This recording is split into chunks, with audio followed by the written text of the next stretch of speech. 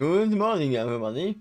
Welcome to Take a Shining Adventures in the TARDIS.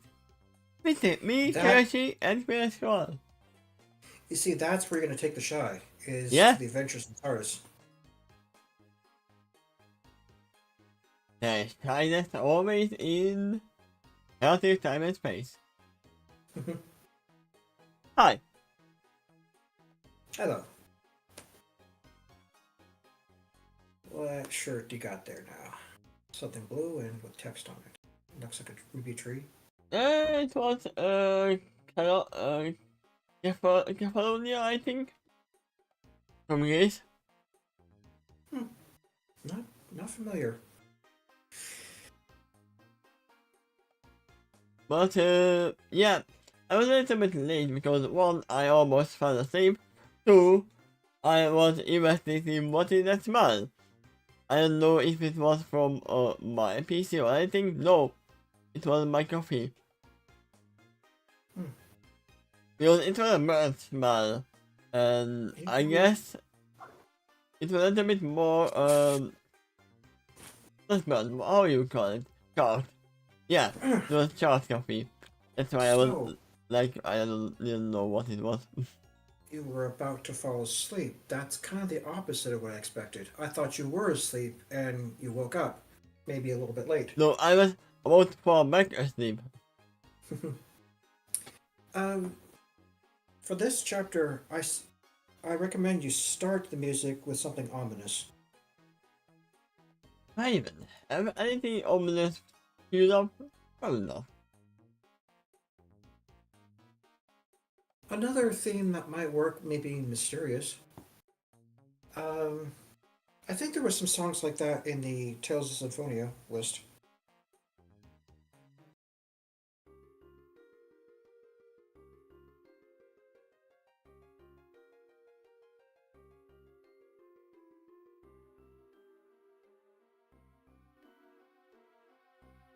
This can work for now. It's decent, I guess.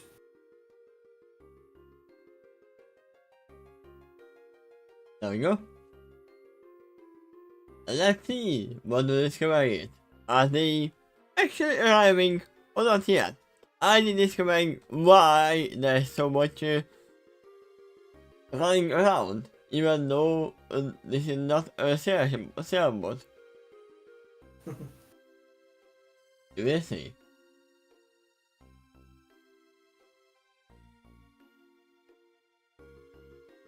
As soon as I open the door leading into and out of my home. Oh yeah, I can just do this. Didn't watch my side. Yeah. It is the out of me, and then the crucial difference between hope and expectation. I may hope that something exciting will happen to me. I may hope that one day I will wake up without any problems. Or that's my expectation. I have plenty of experience to draw upon that should the evidence is strong this day. Will be much the same as most of the previous ones. But a true adventure, no, one can never be too sure, and I will never know exactly what the day will bring until I open my door. I mean, I never expected to run away from the cops. And we still don't know what we lost. Since the immediately apparent fog that I've noticed after the gaze beyond my now open home. Fog that is floating, it is somewhat penetrated the ship.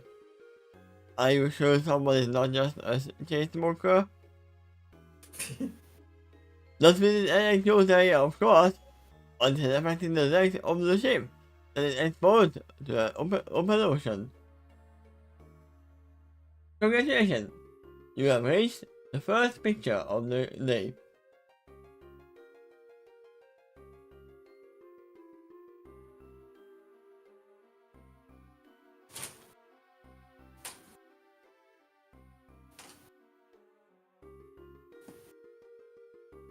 There you go. This is the reason why they did it for. I know him. I remember something about the name Smoker. Yeah, that's his name. I mean, he is a Marine, so he could be there. I recall him riding a motorcycle of his own fob construct. Yeah, that happened. I feel my heart human being, and I'm perhaps freedom for a moment. In the back of my mind, I was thinking, ooh, I need to remember my initial reaction, so I can write it in tomorrow's journal entry. And in the story of the later on. Mm-hmm. This is totally unexpected. But the second thing I thought noticed is my reaction to surprise. From surprise to keeping fear. The ship sounds too quiet. Maybe it's a nightmare. Ooh. I don't see any pony running past my room. Or maybe zombie ponies? For a brief moment, I started panic about the idea that I might be alone out there. Alone in the dark. Alone out here. I mean, most you are inside the cabin, so you are not out. On the mention of the gate, though, I know that the initial impressions might not always what they seem. To confirm that I am really alone out here or not, I start venturing out there, and exploring the ship some more. As I do so, I am still expecting to find what I am indeed totally alone. My rational side in particular is that it is highly unlikely. I am alone for no reason.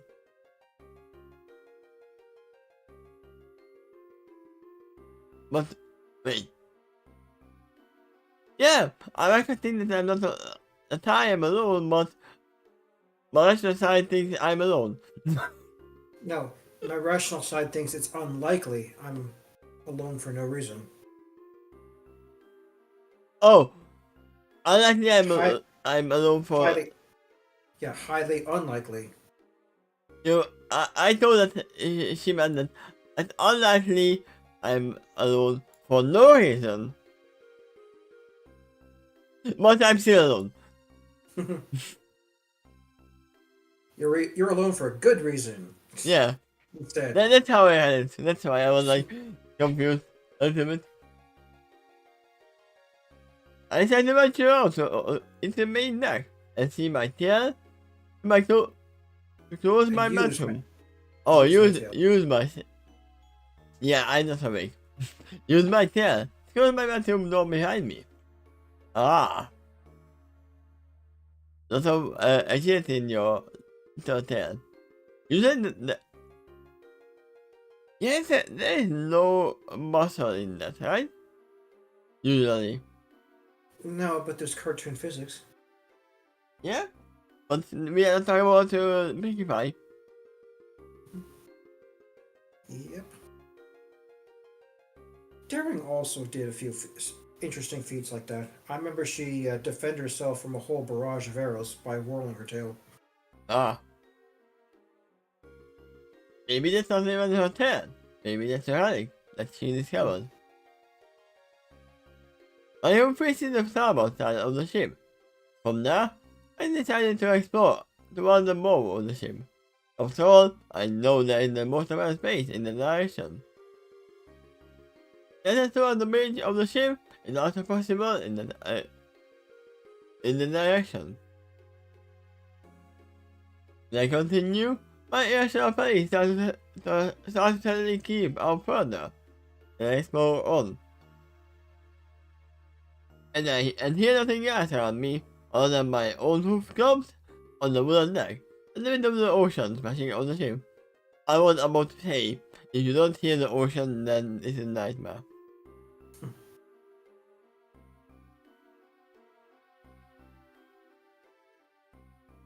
Eventually, however, I get put with relief, and I find new spots while pointing out there. Even two! And they are standing in front of an elevator. In this case, it just happened to be Dr. Your speed. Yet the right hand hoof comes up a bit, middle of the ground, and onto the lower end of the rail surrounding the ship. He's also leaning on the rail, with his right forehoof laid across the rail. He seems to be gazing out into the ocean for around us, with a listening and contemplative look, which I think I find a bit attractive about him. Then I hear the song, but it's in the ocean. And then we call upon the sea police in the silence. I'm gonna phone you. Oh, that's I got. I'm gonna phone you, I say to him, and I turn up to next to him. I know this is going to sound crazy, and I hope you won't laugh, but until I saw you standing there was a part of me that I felt panic for a moment, over the possibility that I might be alone on the ship for some reason.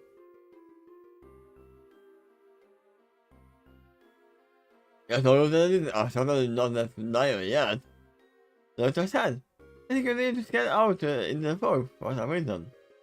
But there are other reasons to be concerned right now.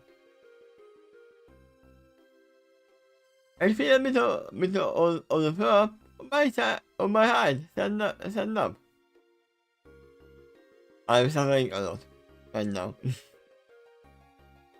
And he made a last statement. Nothing compels me to ask. Like what? Well? Do you want me to start with the good news or the bad one? He said, as he said more directly. I don't know why I am watching that he direct, but there's good news and bad news. Yeah, obviously, there's always good news and bad news. First, the good news. Early this morning, we saw seagulls. That means landmass. It doesn't venture that far from the island, so that inside that what is nearby. Good news? I asked incredulously. Are you kidding me? That is blasted great news, because it means that we have done it. We will arrive at the Lost Continent today. Or you are lost and you turn around.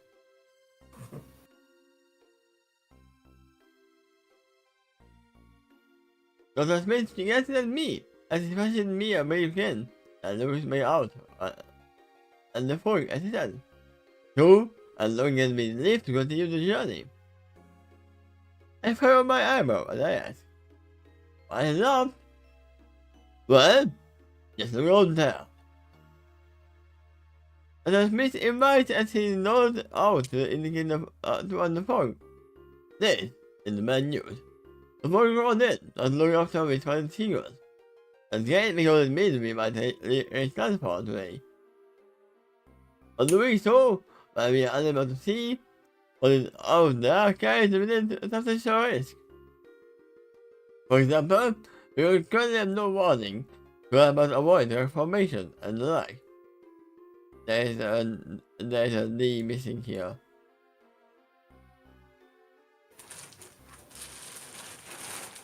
If we catch it things like that from then, then now we go.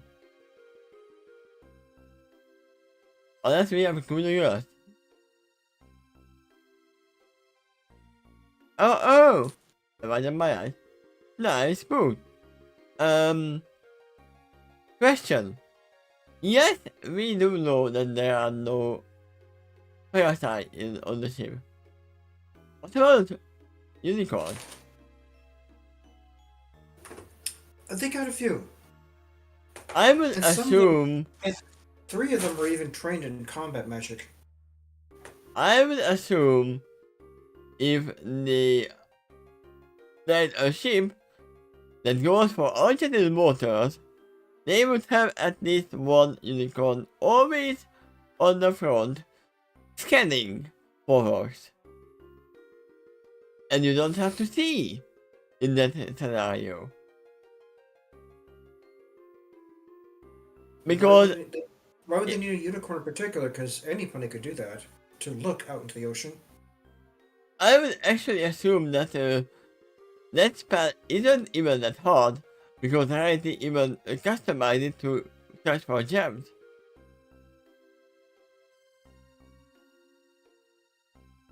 It's literally just a sonar.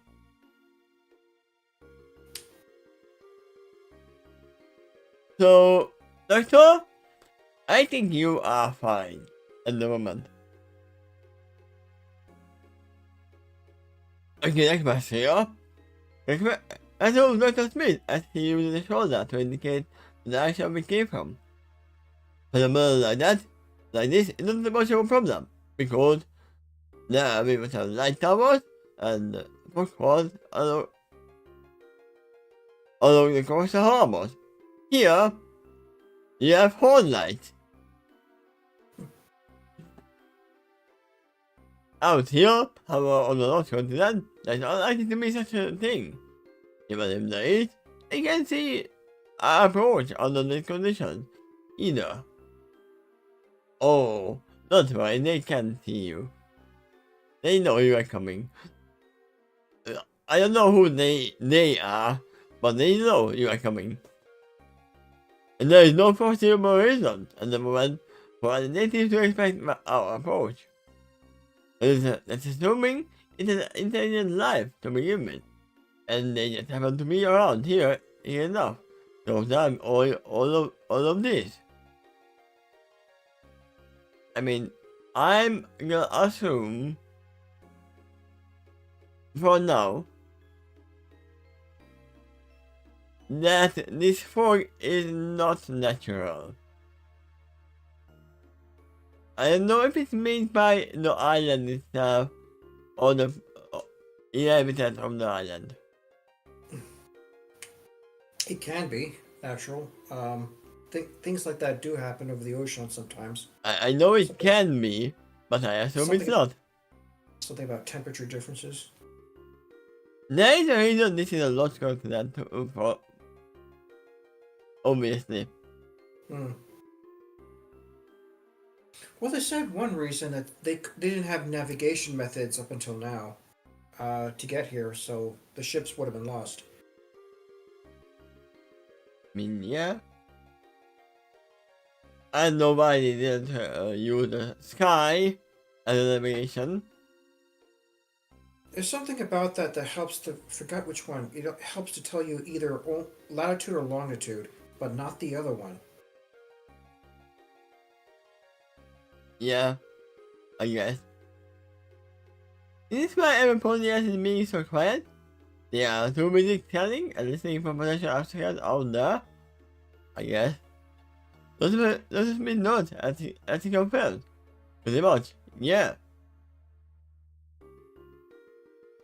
Of course, thinking feels now, feeling feels up into my chest, and I get this latest bit of frightening news. All of a sudden, my earlier elation over the fact we might reach my for today, I fell into a fighting possibility. I want to reach that for sure, but I don't want this more to sink while we are at it.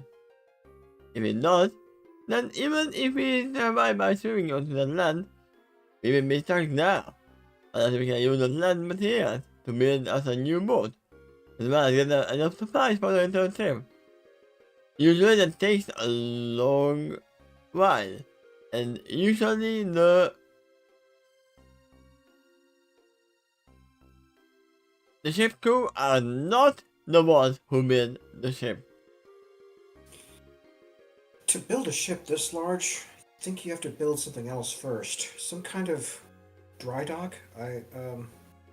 Something you build it on land and then you slide it into the water later. Yeah, you can make it on land, but then it's gonna be harder to put it back to water. Hmm. Yep. Depends on how many unicorns and spawns we have. Because you would need the unicorns to lift it up, and then the spawns to push it. But you see power to get out here. Oh yeah, I'm pretty sure you can't really build a sea power ship from the landmass, because you would have to mine iron and metals to start doing that, and you have to You can, melt it. you can, but it's a different material. So yeah, we're not talking about just wood anymore. We're talking about metals, and now you have to refine the metals too. Yeah, you would need to build a whole civilization to start the ship. You would also have to mine for the coal.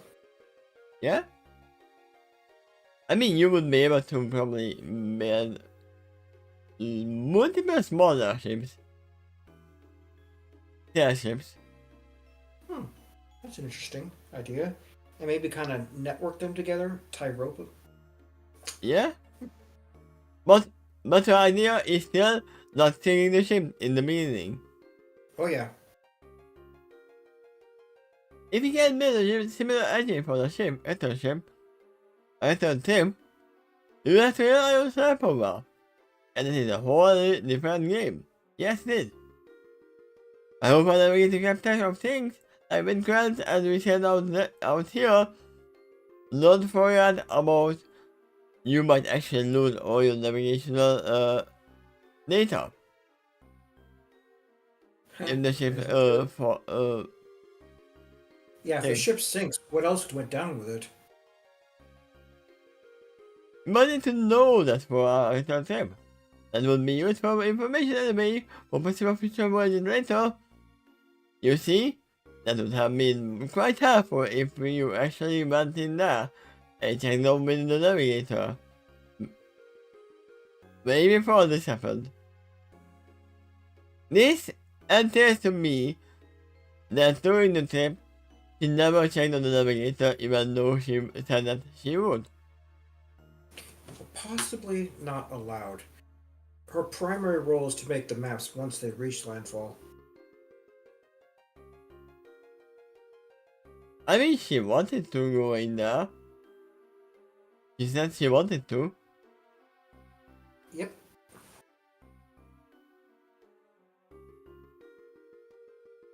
And the presentation rolls over in my mind. It occurs to me that there is one thing that I can do to help someone. In this case, I have an idea, and I know it, and I said more earthly, as well as get out in the form. It's for its purpose. And since I am the only person aboard the ship, then only I can do this. I will fly around and scout the local territory. See if I spot any potential danger out there from higher elevation. Since I can be I can also find the mother and make it even clear up some of the fog a bit. Can you clear up the fog? I think she could outright stand on it, so yeah, she could push it. Um, Maybe it's a little harder as fog is a bit thinner than clouds. I would say I, clearing out the fog is more harder than clearing out a storm in night. Even if she can't touch it with her hooves, she can like flap with her wings to use the air currents to push the fog out of the way. A I, bit. I would say it would be the same problem as the storm. That you can push it a little bit, but it will close up in behind her. It's kind of true, since we're talking about wild weather. And we're talking about one Pegasus. If it was Yes, like we are. 10 or 20, then you would have a chance to maybe push a light outside just to scan. I outlined earlier that she has never been a weather mare, so she some common sense things are not occurring to her. That how much she needs a whole team for this kinds of stuff, and there are some conditions that weather ponies just stay away from. Like when a storm's already started, they know to stay away from it or to Yeah? approach it in a more safer way. I mean, usually when the storm starts, it was already predeterminated. In the past year. We are having a storm in 2 hours.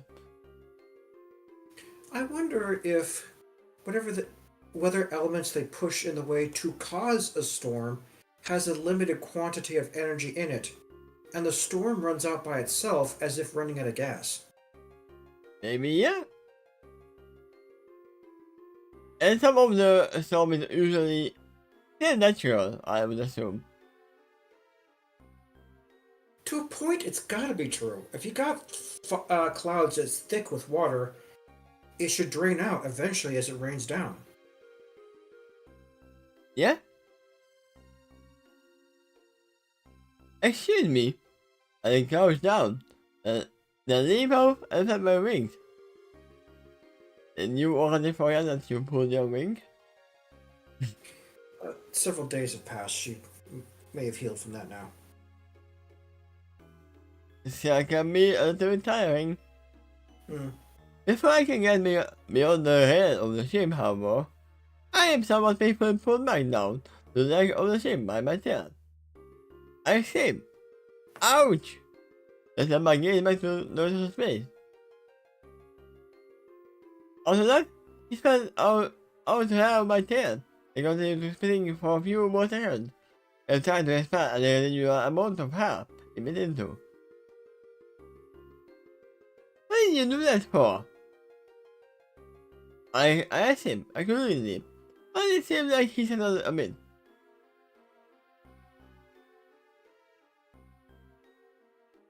Do you see any sharks under the fog? No. Yeah, that's the problem. We gotta jump them. Throw them off to me. I see that like out the last few meters of my tail. My tail hair. Then give me a bit of piecing there, as he tells me. It is true. It is possible that you might be able to spot potential trouble out there, if you move this area from a bird's view perspective. But what about the next step? How are you going to return airport back to us when the ship is still lost in the fog? So yeah, this is not just a little fog that goes under the mat. No, this is a whole ass fog. Yeah, very large area.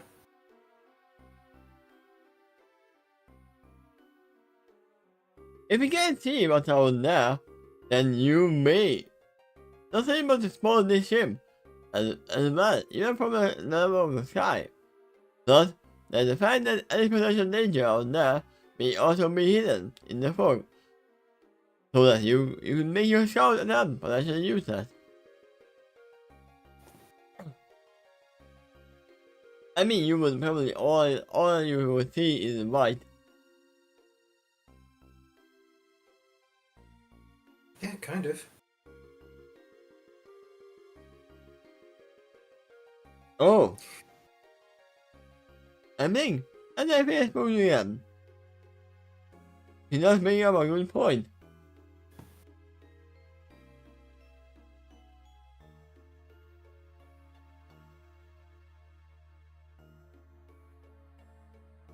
I think he's down at the floor. I think him this a lot of thought. Then look back at him, and I said yes. Well, how about this then? As I spent a few minutes scouting out the area above, I fly down lower, and I have to crawl back to the ship. When I hear the crawl back, I can use it to home.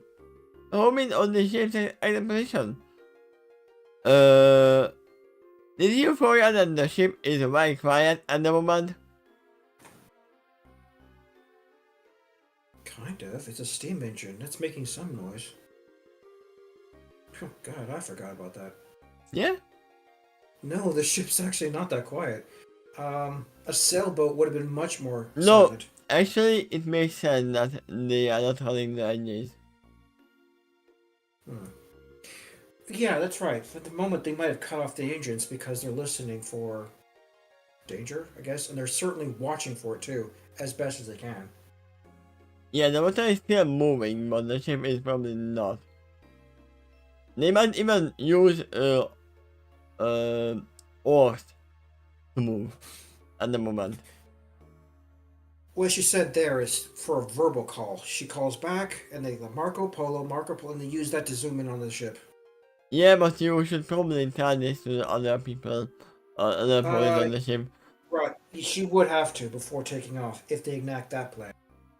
Yeah, But you could see that from that paragraph, she's trying to think about this. Like, okay, how could I circumvent this problem? you can't. You have to accept it. Mhm. Possible, but very unfeasible. The transmission flight. To be heard on the ship and heard back. You would have to fly very low into or even within the fog. At that altitude, you would actually crash into the ship. It's far more likely you would not find it at all. Not find us at all. It's probably might take beyond the horizon, for we know. Then you have to search an area that's big, and come across it without the ability to keep track of your progress. And don't try to find us. Those of finding us again are very remote. If you leave, then they're strong, not to be able to return to us, other than the foreign barracks. If that happens, we would be able to see around us anyway. Also, if you can't return to us, then any information you would have cannot is moved. Considering all of that, the best you stay with us, even if it has the increased risk of planning the ship, it is something that might be able to sink us. And consider this, if the ship does sink, you will have more stamina to fly up and save yourselves. Connect as propulsion too. Multiple times I've seen like Rainbow Dash push a rowboat, not using oars but using her wings. The other human Rainbow Dash did something similar, except she was running along the water.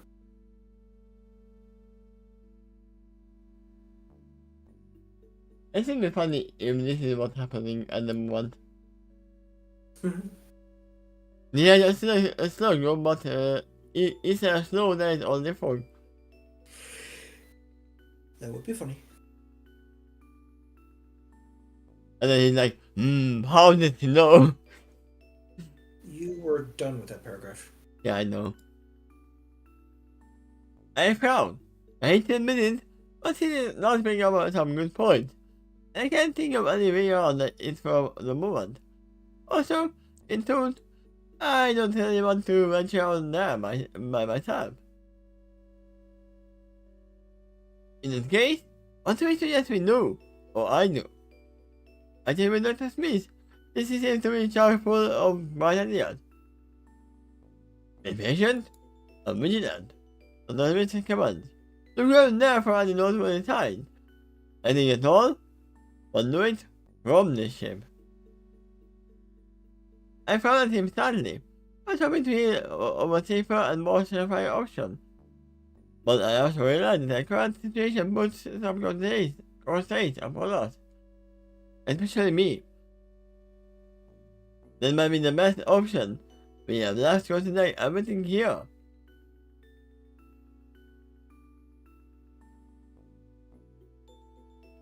I mean, if the people can't see from the mast, then you wouldn't see either, I think either, from higher up. Well, yeah. When she flies far enough up, she'll be above the fog, but the only thing she'll clearly see is anything else that's way above the fog too.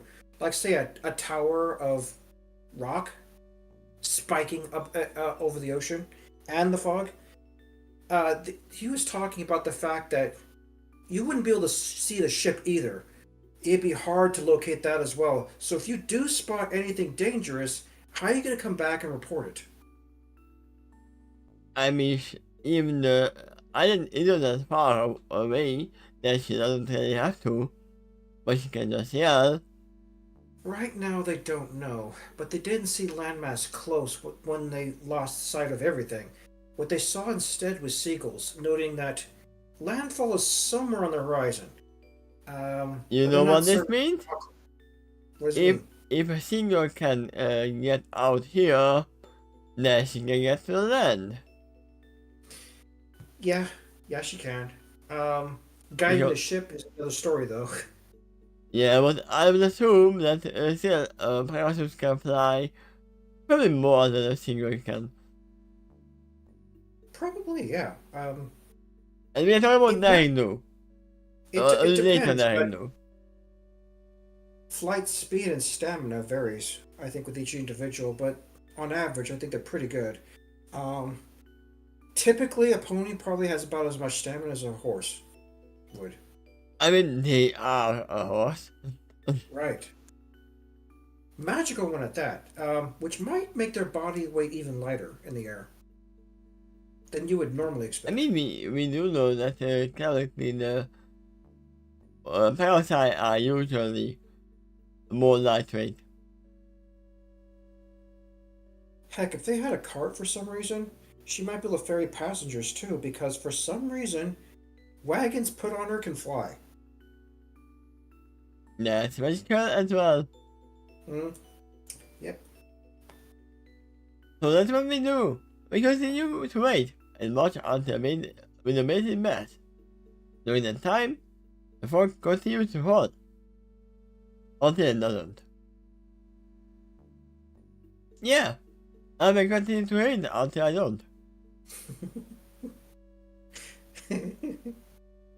I think I hear the sound of seagulls about 6 seconds before the fog clears away almost suddenly, along with a massive headwind.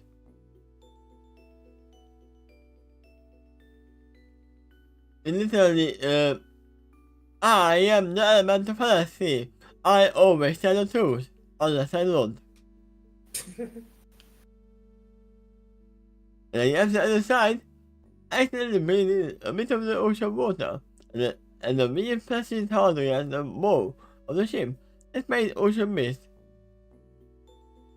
I mean, in a sense, you are always breathing in ocean water at the moment because the fog coalition of water and air. Oh yeah. I should admit, Moisture for sure. Probably not as much salt content, but fog over the ocean may have a little more salt content than a typical fog would. I mean, I would You could, assume, yeah. you could probably smell it. The ocean breeze. It does have a certain scent to it. Yes, you can. Yeah. But yeah, I would assume that now all the salt content is coming from either the ocean or from the Inu. Hmm. She is very salty right now. And she can leave.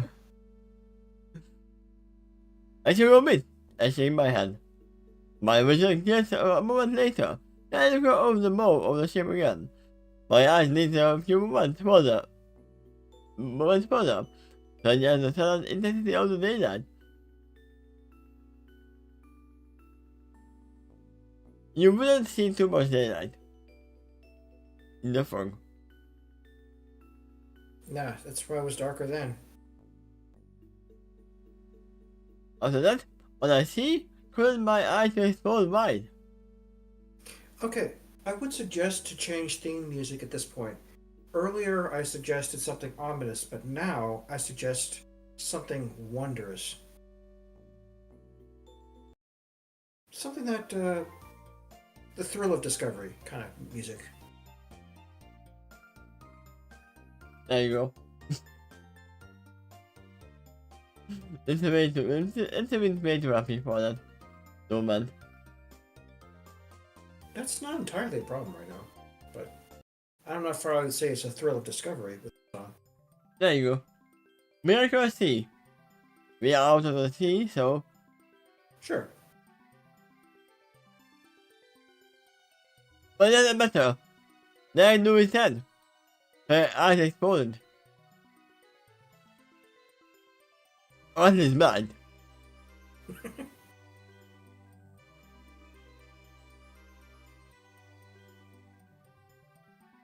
Well, what? We do indeed, she said. Boy, do we ever see that land? The cliff face by the ocean is so tall, the ocean waves crashing at it. On a scale up to 1% of it. Those are huge waves too. I mean, probably even less than 1%. Because you can only see a little part of it. Thanks to the fog. Oh, the fog peeled away now. Almost suddenly. Ah. So it is, as I thought, the fog is not fully natural. It is a ring around the island. Just about, yeah. That's what they've observed in a way so far. I mean, this can be a natural formation as well. It can be, yeah. If it is, then it's probably not consistent.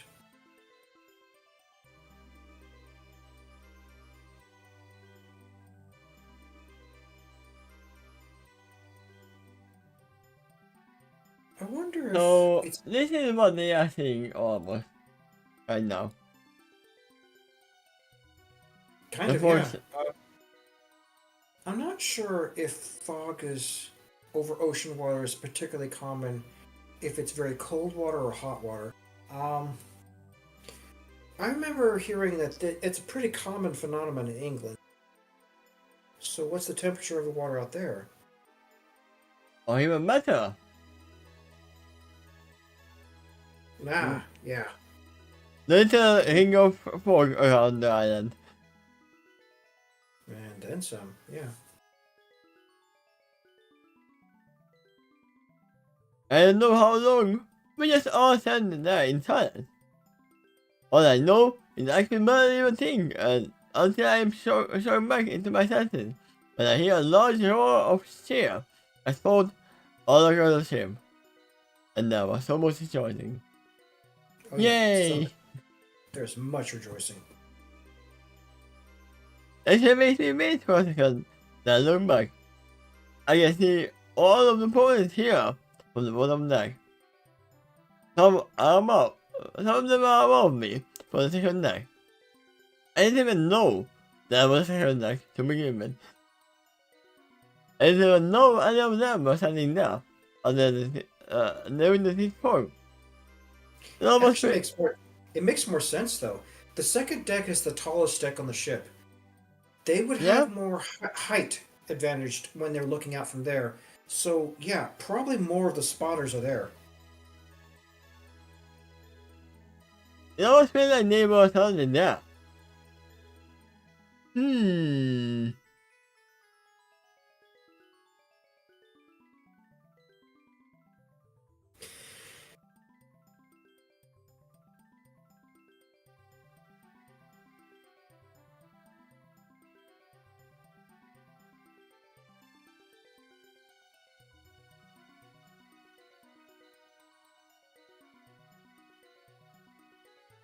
I have a very serious strange feeling. Never until a moment ago, right? I mean, it might happen if they can find some gold. So, what do they look like as ponies? Man, that would be an interesting crossover, wouldn't it?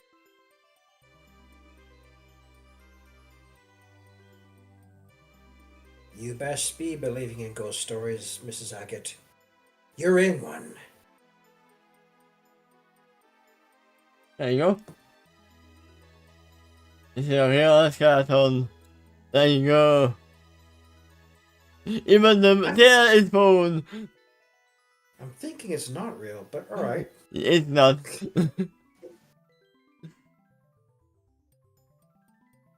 I would assume the ponies don't really have even earbone.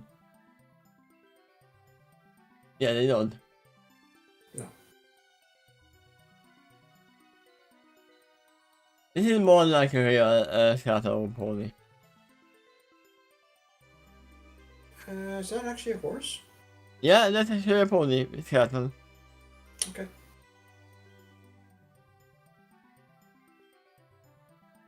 But you know, in the past year they have different more structure.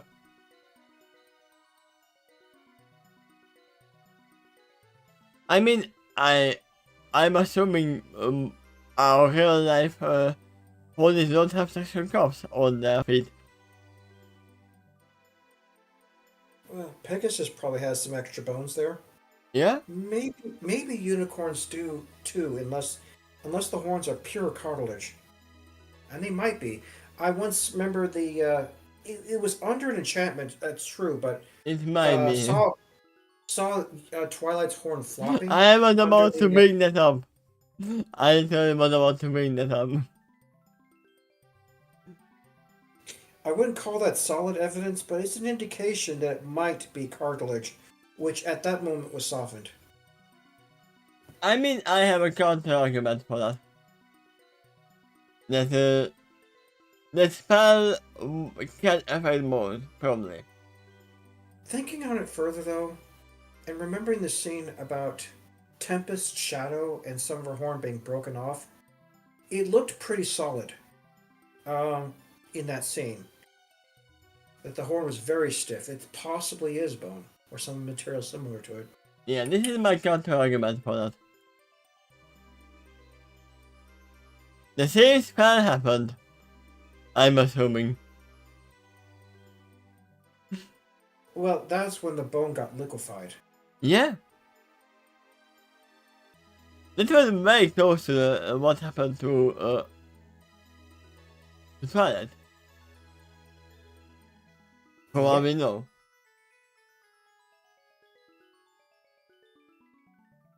So I'm assuming it's bone. If it is, it might actually show up on a pony skeleton. Yeah. It always feel like they were suddenly there.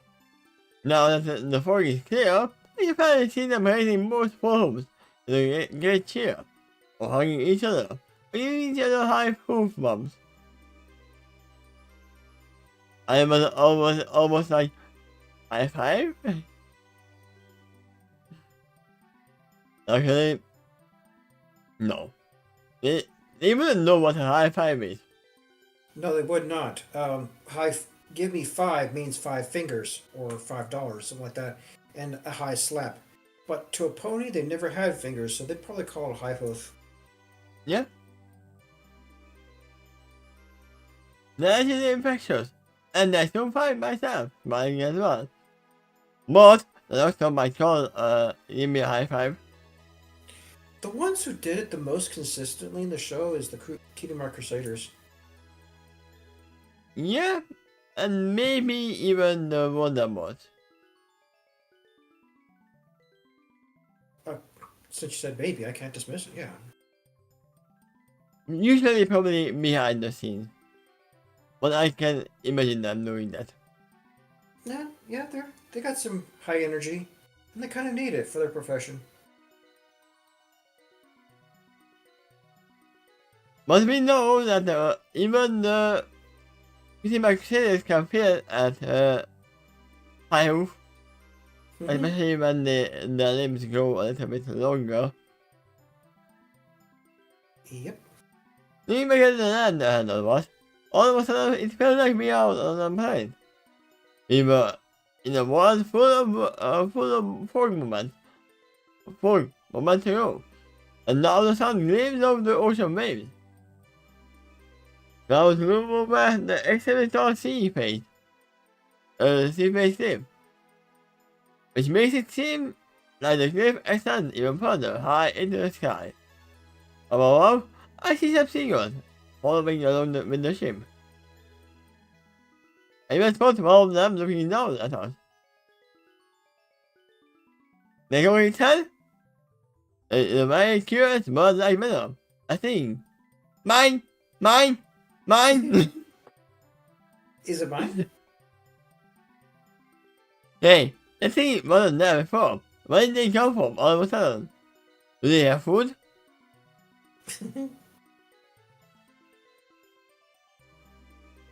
When I see them, it suddenly dawned upon me how incredible and better the ability to fly it is. Now one of them is on me. Well, a Pegasus can return the favor. That is scared evil. Seeing them also reminds me that I can do that too. And it might be important for me to do that too soon. And it's especially relative to me right now because I started playing Baldur's Gate again and I am playing the Dark Urge, which is all about the May. Yeah, the Dark Urge would shit back on the bird.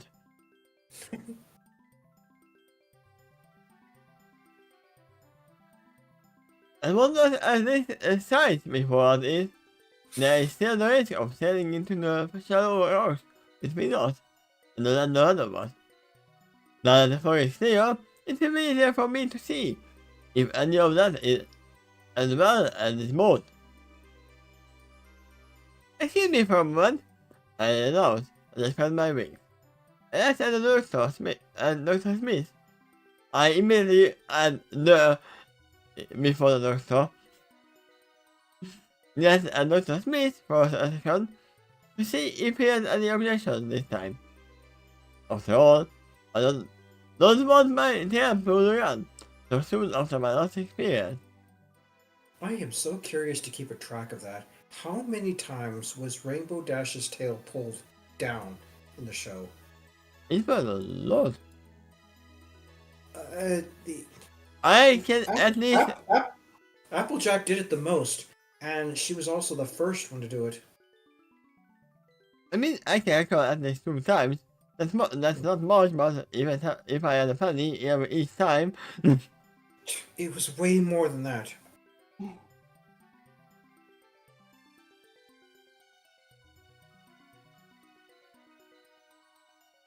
When I look up upon him, does he seem to think at me in the power this time? Then I try to fly off. Now notice that my tail is near to the ship. It made me feel safer, so I look back at him to acknowledge that his approval, and leave from the ship the mighty flap. Then he would be just as tall and pull her back again. I get shortly up. Then arc back around to glide my way back to the bridge on the ship. In this direction, the ship is coming towards me anyway, so I meet up with the bridge very quickly. Once I am there, and hold my place of the starboard side window. Captain! I call a bit loudly. All the text in quotes are in bold here. Yeah, because she's shouting. Yeah. To make sure that I am heard inside the bridge from the outside. And then later on, I think that on the whole inside the bridge, glass is actually muting the sound. I am going to. I think it can. Yeah? I'm going to go for that to see if there is any further danger between the ship and the land of us. I will come back and report my findings later. And then the form immediately comes back. Well, you see how she's trying to be helpful here. Yeah? He's trying. The thing is that this image is looking gently. The dark number was a coat. He has a wide mane, short hair, and a beard. It's a must. The man is a must. You know, you could probably look at the captain of the Titanic to get a kind of idea what he might look like, except ponify that individual.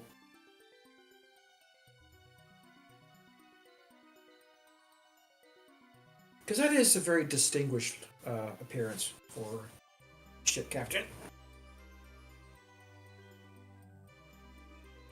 He was the same actor that actually played Theoden in The Lord of the Rings.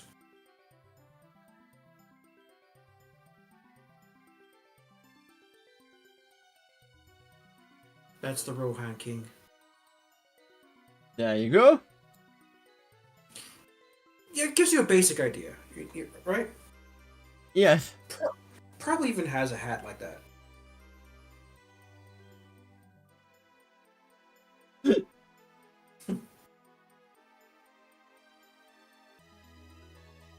Let's actually not that far home.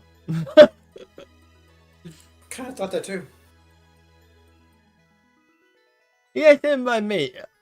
Yeah, I heard a man. There's all the time outside window at me for a second. Then lifted the ear and another pony. I'm watching the captain from the left side. Based on the second officer's uniform, I assume that the captain's first officer. Who said something to the captain for a woman?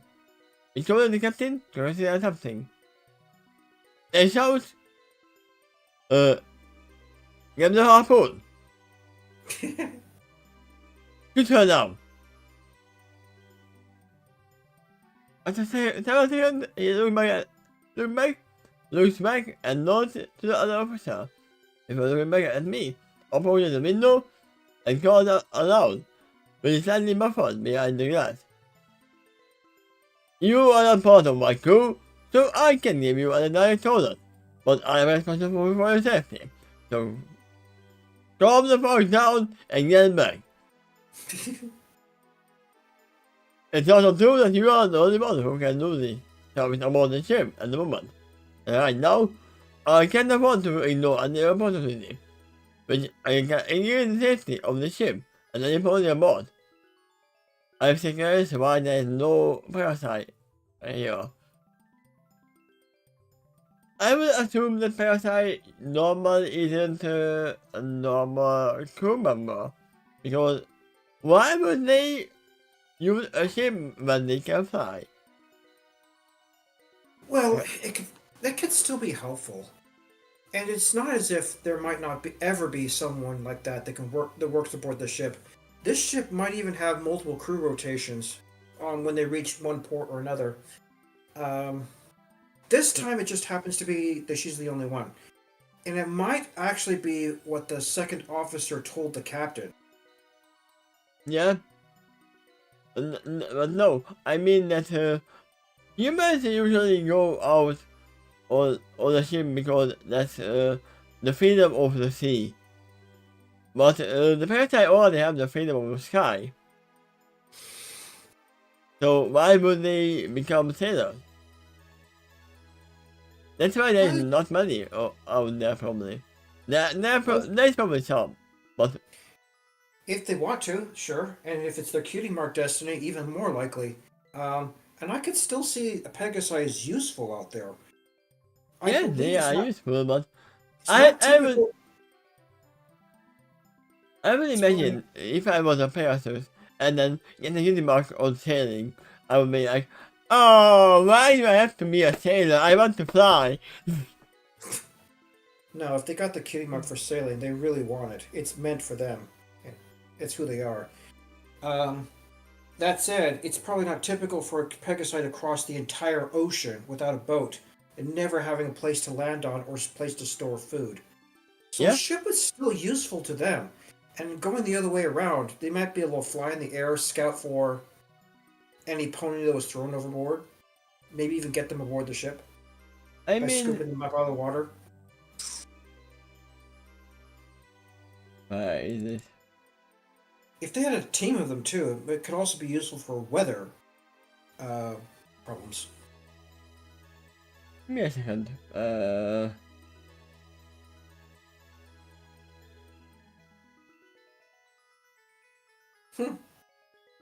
Just imagine a whole team of Pegasus flapping their wings right at the ship's sail.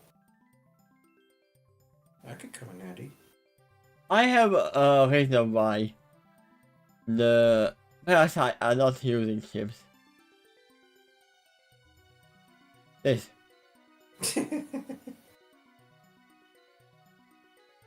There you go. They have their own airships in this world. And they will wanna use that. I will assume that an airship like that, I know that this one is actually a unique one, but this is usually used by Parasite, right? Yeah, well, the owner of that ship's actually a unicorn. That's Featherwind. Yeah, Well, but it is rather unique as well. there are two Pegasus that work aboard that ship, the daughter and the mother.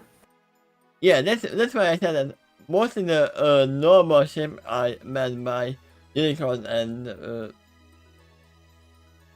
nurse police, and Well, if you're these ones talking are manned by Parasite. if you're talking about airship, it really can be any breed. And it Yeah. seems to me actually Earth ponies are use it the most.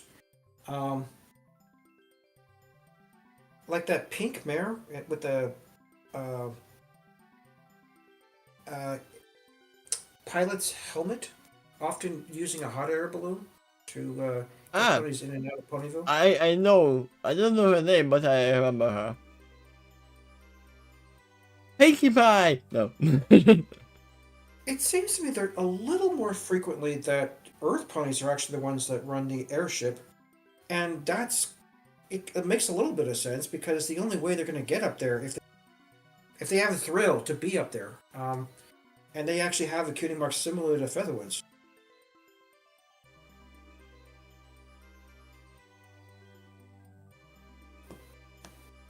I've also seen a Minotaur work aboard an airship.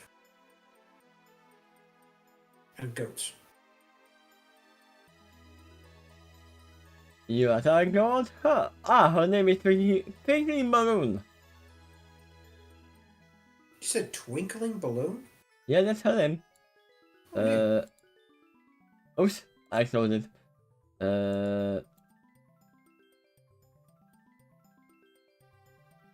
There you go. Zoom in. Alright. That was not a fortunate moment in that scene here. Could you Yeah, potentially see Pinkie Pie doing a career like that too? yeah, I can actually see Pinkie Pie doing that. I mean, we know that even Twilight has her. Wait, where's the balloon? Or Twilight? Where is she hiding it? I don't know, but that purple one, I get the feeling she privately owns it. Yeah, 'Cause but she was where is it? I feel that we have not seen it for a long time. I think it's stored in the town somewhere, deflated until it's needed. Maybe it's in the castle and the castle opens up and she flies out. I wonder how long it takes to typically inflate it. My guess is about 20 minutes. Maybe it is. There you go. Meowth, that's right. It's also true that you are the only one who can do the service about the ship. Yeah, I read that.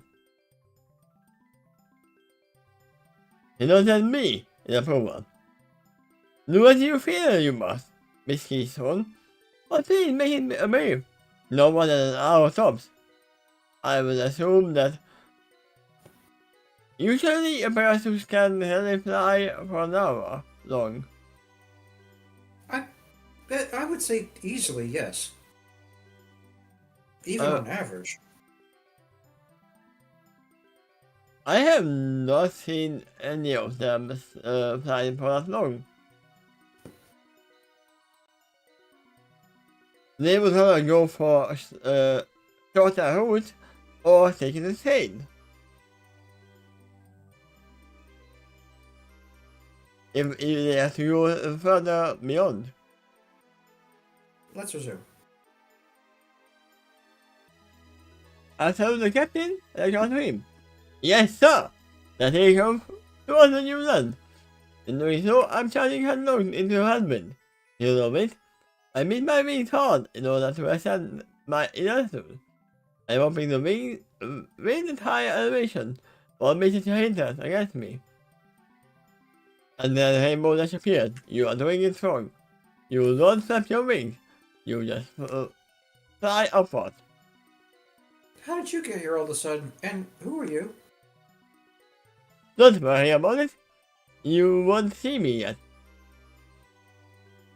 I have a Rainbow would be time quite- machine as well. Rainbow would normally be quite younger at this point, unless, yeah, she had a time machine. She just flew that fast. She shattered the time spectrum. I mean, at this moment,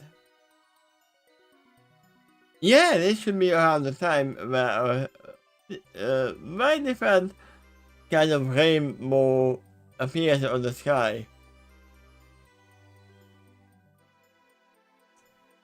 Right?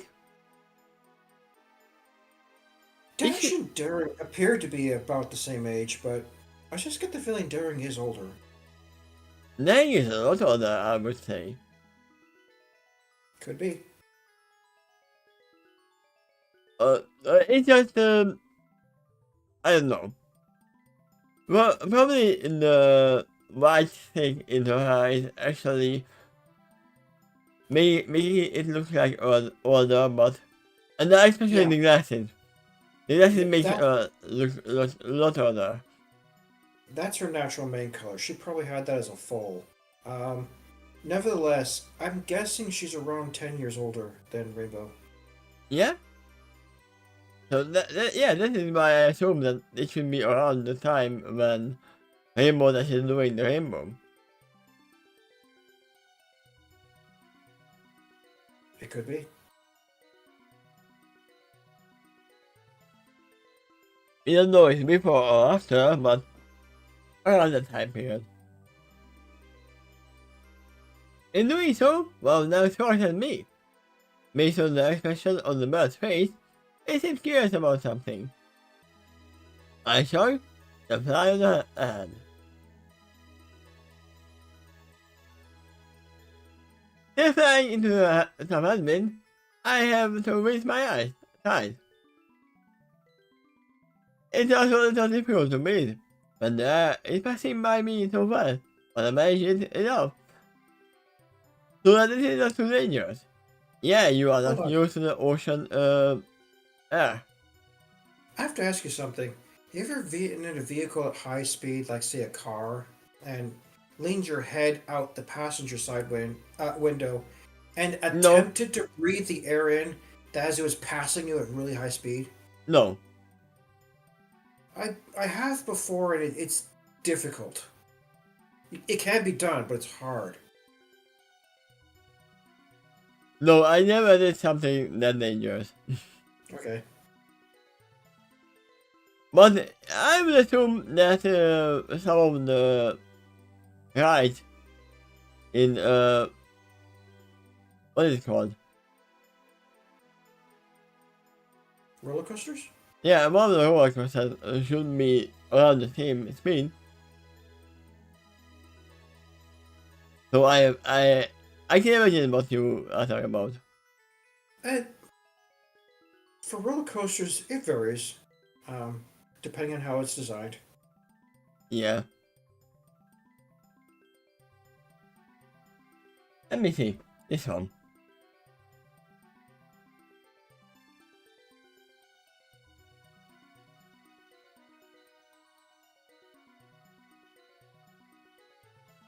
That's roller coaster.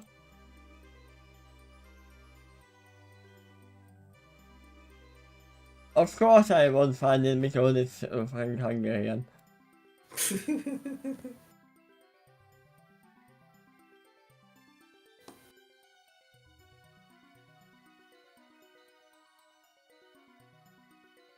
But yeah, I would assume this one might actually have the speed.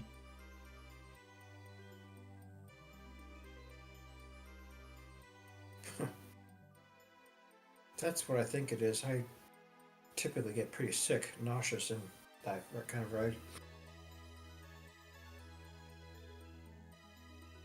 I remember that ride very well because there was one time when my sister was very close to offing herself on there because she was like, "Oh, I'm getting off," during the ride. Ouch. Anyway, you might want to correct the music there. Yeah, we are not doing this.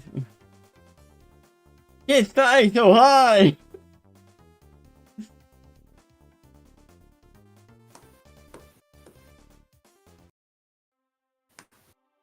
That song kind of makes it sound like she's in a battle. There we go. And you know what? Yeah, that's pretty good.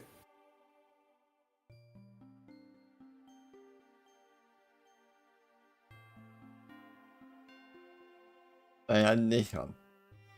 Being up here in this condition reminds me why professional parasite flyers, that's why I Googled.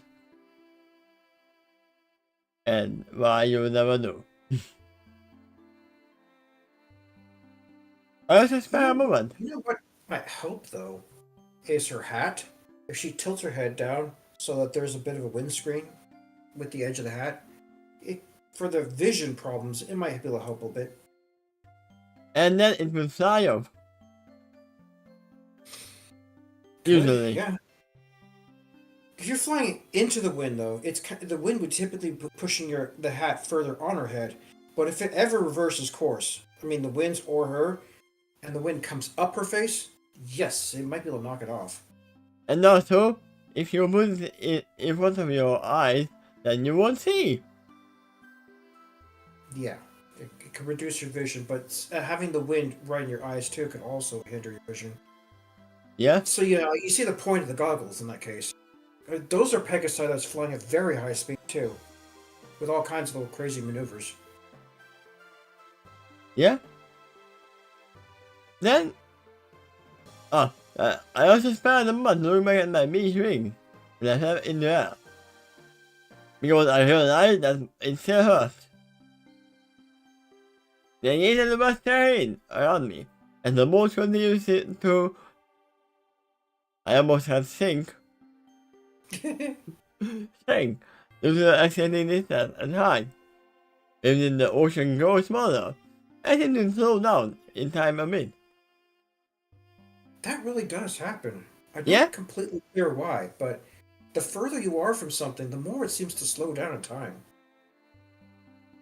I mean, because it seems to move slower, but actually it's moving the same speed.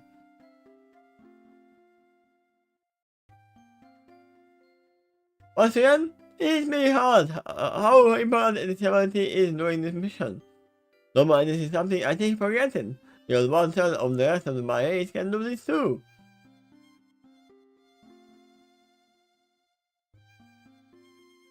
No. Most of your race can do this. You are a Pegasus first and foremost, not a pony. You are mistaking yourself for a pony. When she said race, she meant pony. Yeah, that's why I said your race is Pegasus. Okay. You are one of the your race is one of the pony kind, but I know what you mean. I'm objecting to her, not to you. Mm-hmm. It's common enough to that most ponies still think. Nothing of it. Out here, I am the only one who can do this. And I look to the right and look up at the unicorn flying past her.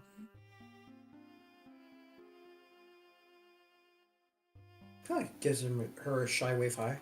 Or maybe I am just really stupid and actually really only 1/3 of the Pegasus can fly. And then we will realize that Shooter is not that strange anymore.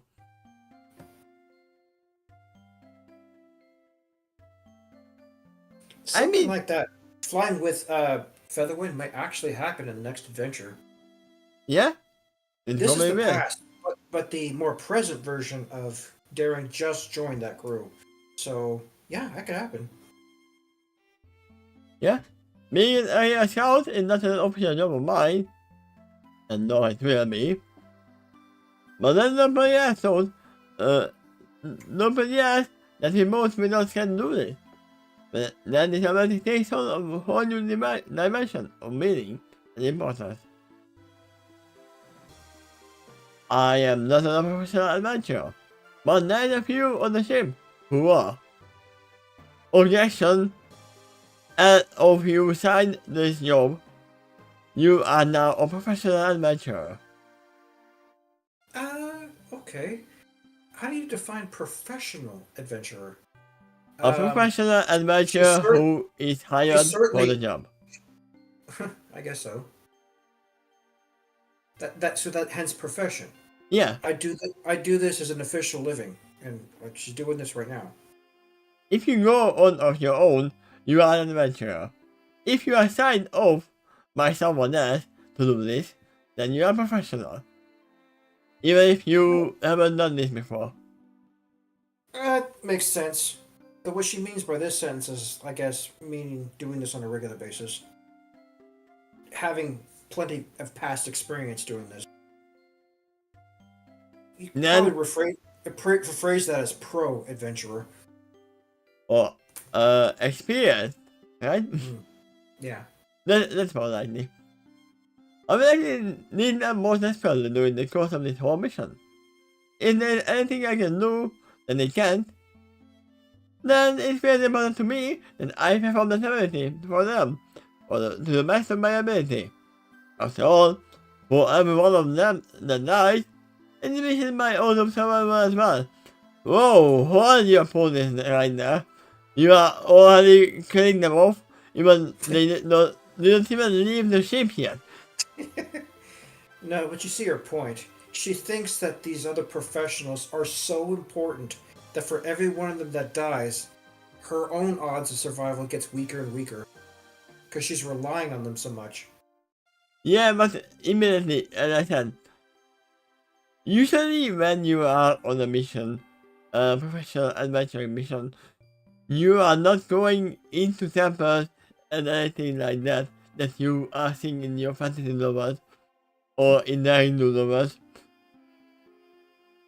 Usually, you just do your usual look around, expedite a little bit, and map the whole area. Yeah, right. You right don't die in a normal adventure. Well, she's kind of afraid of it right now because she's never done this before. Yeah, that's why I was like, if you are going a little bit into fantasy land, I mean, I know that some of them will die here, but we know it's a fantasy book right now.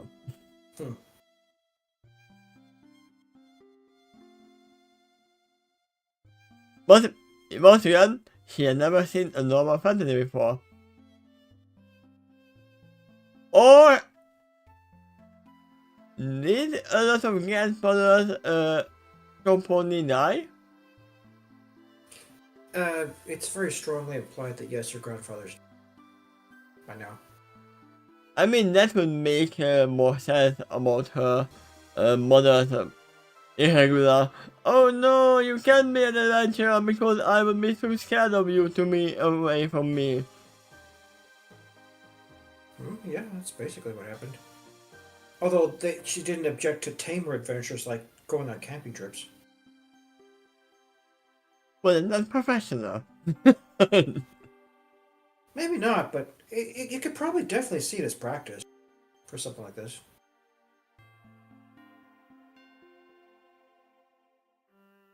I imagine that tie this to Starface. I'm gonna go to the adventure. Okay, we can go camping tomorrow. But Mom, that's not an adventure. I mean, she would actually say that probably. Especially since how she was in the latest chapters. Not latest chapter, but the spin-off. And, oh no, I'm traveling all around the quest here, and I feel often by anything that I don't have enough adventure. It is an adventure, though. Yeah. Scoodle almost died on her first camping trip. Yeah, but there's a different reason for that. And they got attacked on the second because of those gliders. I know! I can feel a scan below me for any potential obstacles that here along the past line of the ship. Of that, there was a thing I suppose it has a chance to be the 10. It's also wonders to behold, and that is the port of weird.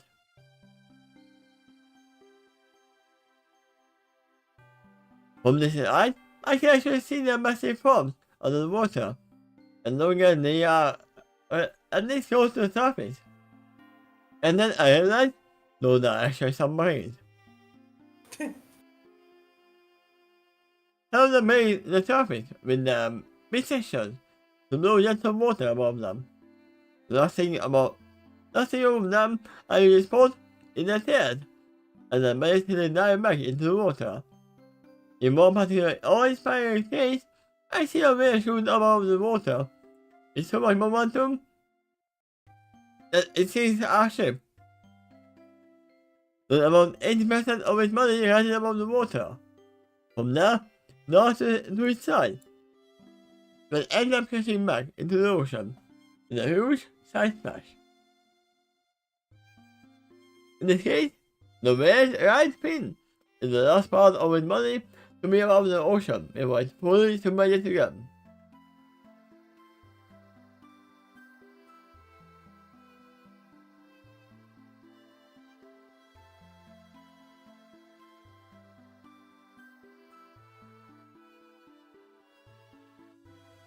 It is very likely my imagination, but right now it feels like the port of whales is giving us a friendly rating. Almost every single one of them has a chance to sink our ship. If they came at us very aggressively, but from up here, I am getting very friendly vibes from them. It makes my eyes water, while a smile spreads across my lips.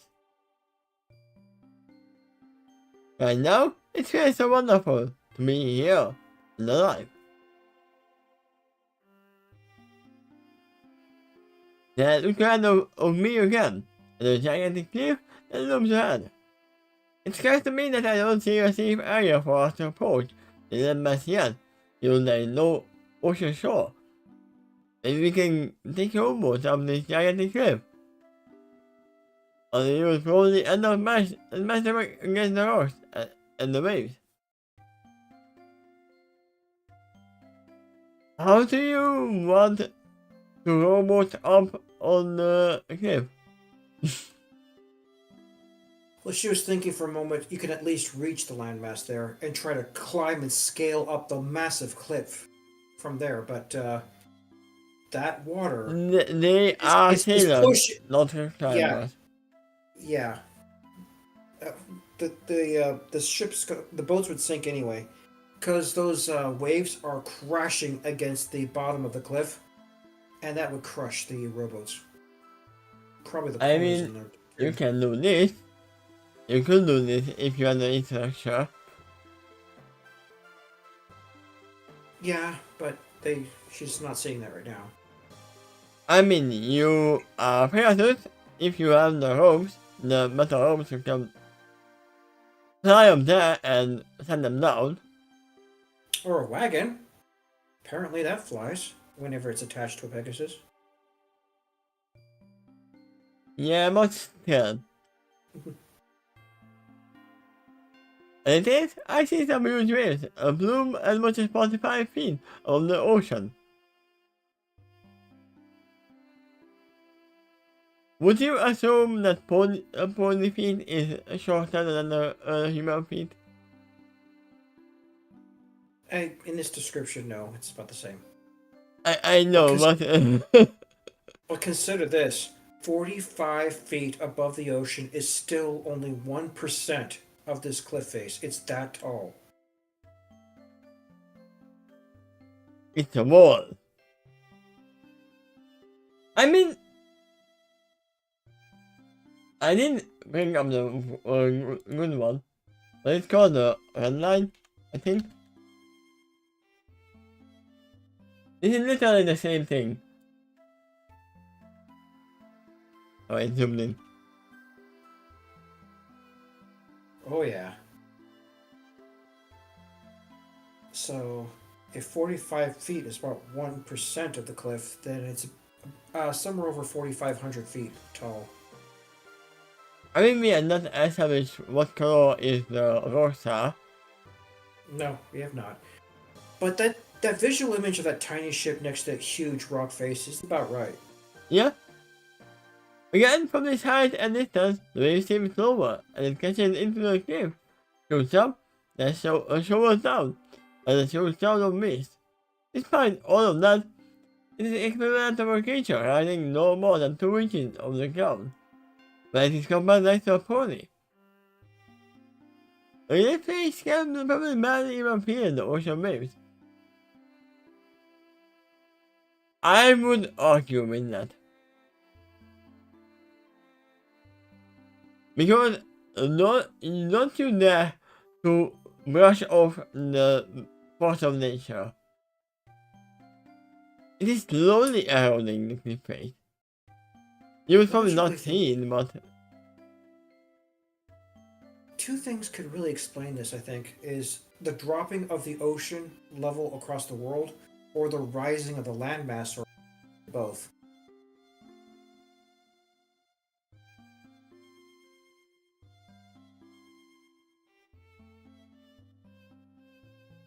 or just magic. Don't worry about that.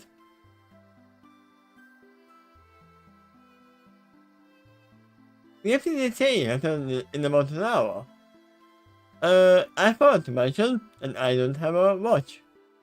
I'm trying to admit for the moment, but it is camera at higher elevations. Just like I told it with me. If the winds continue in this direction, or that I can make it back to the ship faster later on.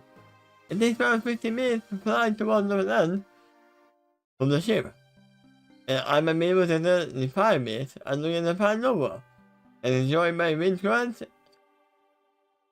And at this story's point, I try to keep that in mind for my future calculation as to when should I return. Of course, without a watch, she's kind of estimating this. Yeah. And then we look back at the ship, he's looking at his watch. Ah! She's missing in 1 minute. She must be lost. The time I have left. I could see her right there. Nope, she's lost. I'm staring at my watch. Yeah, just like in the games, when you return 1 hour to do something. Like a 5 mission.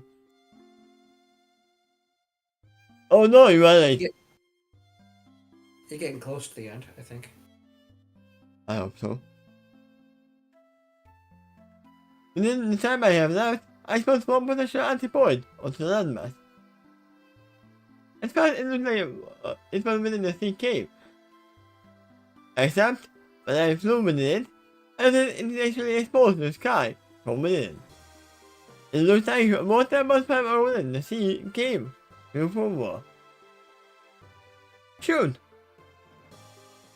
What did I say about never underestimating the force of nature? Right? Oh yeah, that sea cave roof is probably gone because of erosion. Yeah? Of the ocean waves. I can't even guess how long from here. But perhaps a more important discovery is a small area in the south. And it is the closest thing I found to a beach. Within that out of time, I'm given for the scouting mission. Beyond the beach, though, we will scale up a cliff that looks to be at least a mile high. Probably even more. If you're considering that the waves. Wait. What did you say? Like 45 feet? 4,500 feet. 4,500. It would be about 1% of 45 feet.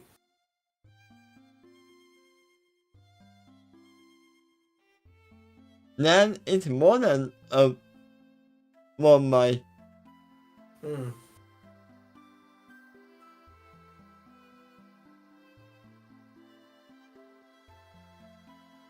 Or not. Oh, I don't know 50 miles. Then it's less than a mile. If it is 1%.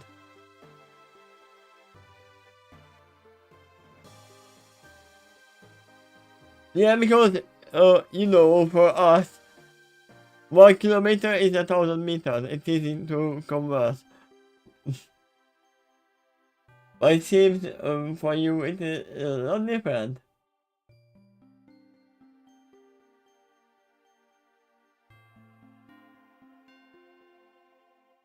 One mile is 5,280 feet. Okay. Yeah, I will not even try to. That's pretty close to a mile, though. Yeah, but she's not at least a mile. Hmm. So she's wrong. Ah, Mhm. it's not in there too. At least around the bottom of a quarter of the cliff. There's also 3 giant waterfalls I see pouring down onto this area. That might have been part of why this cave roof eroded. From sudden angles above, I actually see a rainbow mist between the 3 waterfalls. See? I told you she's gonna see a rainbow. You're right, she did. Probably not the same rainbow, but she sees one. What about my thing in the cliff? Near is slippery? Maybe the cliff near is slippery. But it also means we probably have a source of fresh water. And we can make a climb. Of all the poses here, I can probably accomplish that task or feeling I can see. With any of those waterfalls to the safest. Maybe. No, I would assume that any of the unicorns have a safer way of doing that. And they don't even have to fly up. If it's not beyond the reach, then sure. You got a point there. Yeah, that is the end of the journey.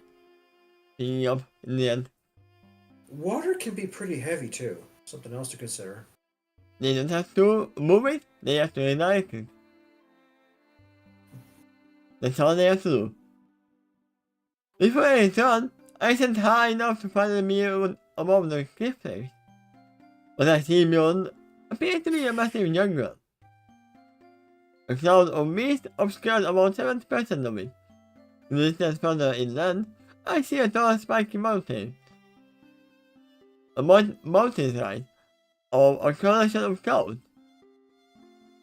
which hover around the spikes like a crown or a king.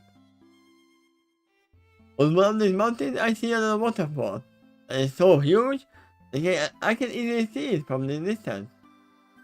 It's like a white line, now thrown down from otherwise obsidian-colored mountain.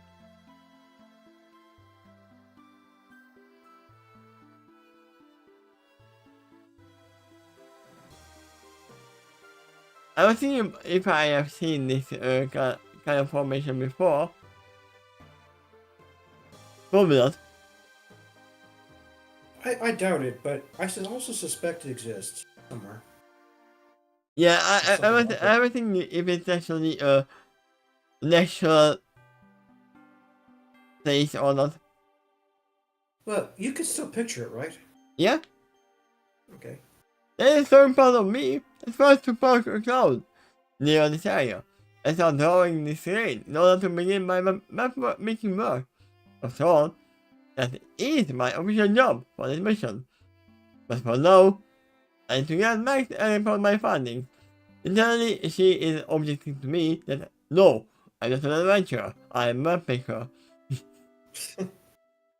Well, she did accomplish something too. She did find one beach that they can get to.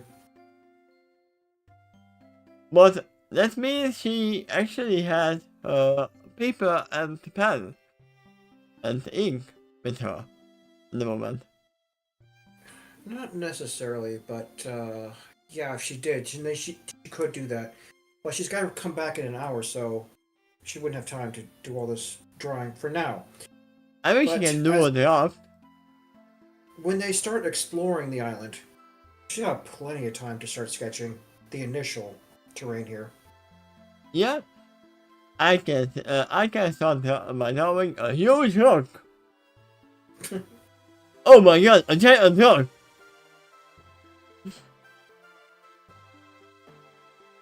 And we are not using the Jurassic Park song because that is highly copyrighted. I recommend, in fact, I would even encourage you to listen it with you after we hang out from the stream for a theme music I thought was very fitting for this chapter.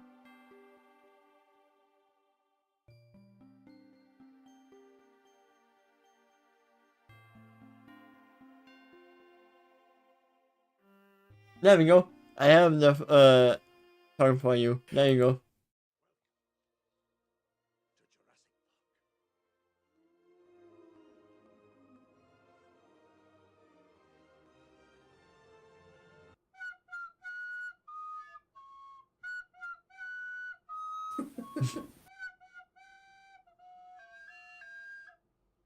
One of the pony anthologies did something like that.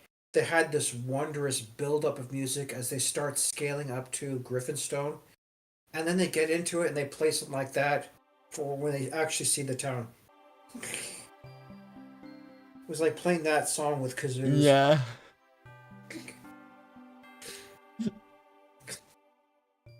I don't know if it's that song, by the way. I just seen this Jurassic Park here. Was it that song? Would you mind actually taking a listen to it after we hang up from the stream? Yeah, Just we can do it. Okay. That is one of the TV songs that inspired you to write this scene. Especially during Miss Keystone's flying journey to New Island, beyond the wonder along the way. I would assume that it is not the same theme song then.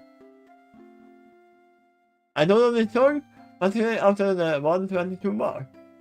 Maybe you will agree with that speech? Probably it fits. Especially if you wrote it in that in mind.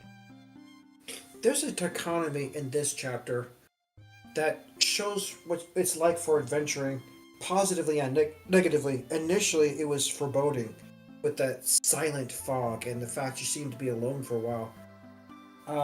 But after the fog peeled away, it beheld a wondrous sight before her. That she went out and explored and saw seagulls kind of cocking their head at her, pod of whales rising above the water and then diving back in, and then flying up this huge sea cliff, and beholding a jungle beyond it that's surrounded with mist and spiky mountains in the distance. It's pretty picturesque, I think. Yeah? And it shows to her that that's the benefits of her being an adventurer too. You can actually see wondrous sights out there, and it helps to inspire her and light a flame in her soul. I mean, you can do that without actually going on an adventure, but sure. Also, if she flew away when she wanted to, there would have been no problem, because the fog cleared away immediately. I mean, I assume it's not immediate, it wasn't immediate. There was a time in between that. Before she took off. But yes, if she did take off at the first time she tried, she would have noticed they're coming to the exit of the fog soon. I mean, we don't know how many time has been passed between that paragraph and the other one. That, oh yeah, and the fog cleared. It might have been hours if we don't think about that. Alright, but they arrived at the new landmass, and that is the Discovery. This grand discovery. The question is, do they know where they are? Kind of, yeah. The navigation tools helps to determine that. Yeah, and when she goes back, and the navigator... I know why the other pony, the first mate actually whispering to the captain. Hey captain, we are not there yet. This is just an island. She is safe.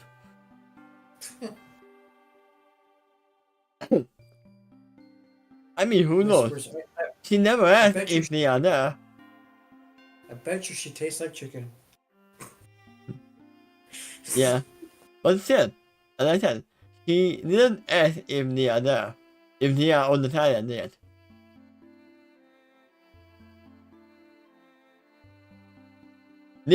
She only knows that they arrived at the land.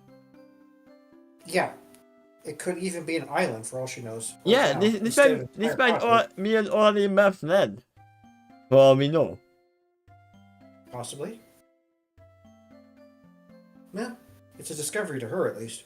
Yeah. Okay. And so then she when's goes the back and the ship is not there. That would suck. When's the next reading? Tomorrow. Okay. I mean, you remember this reading was supposed to be yesterday, so. About 9 hours. Are you doing the other reading too? Is it 9 hours? Let me see. Yeah, it's more like 10, right? 9.5.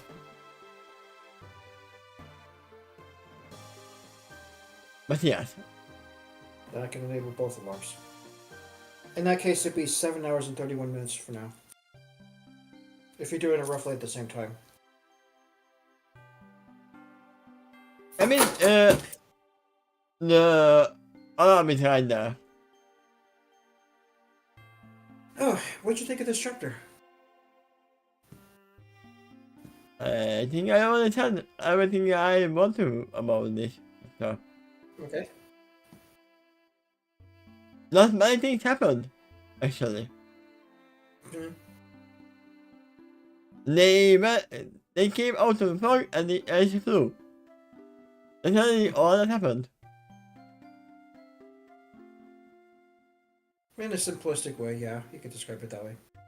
And she didn't discover that there is a way to go inside the island. They still need to climb, but they can go in. Yep. And I would assume that if there is still water in the cave, it is safer for the ship to land, to be in the not cave, but how do you call it? An inland, or because it's not a cave anymore. But at least the rowboats can make it in there. The larger ships probably could just park itself outside somewhere. But yeah, they can go there. If this is the island that they are searching for. Maybe it is just a giant rock. Well, we know, but no, it's not a giant rock. We know that there are mountains and the waterfall. He looked up behind it. You think I just saw him? Any predictions for the next chapter? I would still assume that they are definitely going to have to climb up. That might be an adventure on its own. It could be, yeah. But at least they're going to have access to what appears to be fresh water from the 3 waterfalls. That's along that sea cliff, too. Yeah? Oh, that is highly poisonous. You don't know.